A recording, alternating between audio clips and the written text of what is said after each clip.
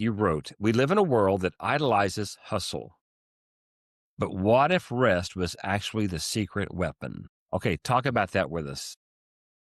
Well, I think that whole thing is just a concept of operating out of overflow. And anytime I can use a good coffee analogy, I like to use one. So I think about if you're out somewhere and you've got a great big 5 gallon container of some really good coffee and you're serving people 16-ounce cups, but you've got someone behind you sneaking in and just pouring refill on that container 12 ounces at a time.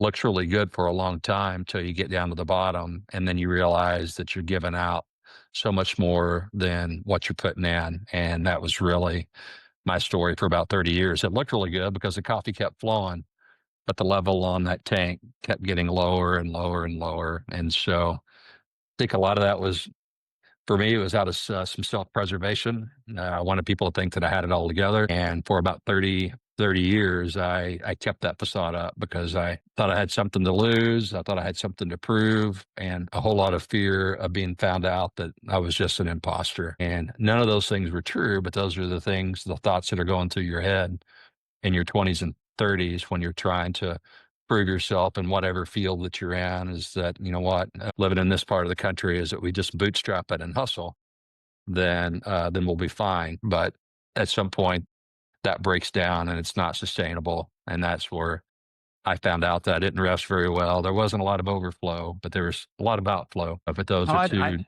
different sorry. things. What I know about you, I don't think you weren't trying to be fake.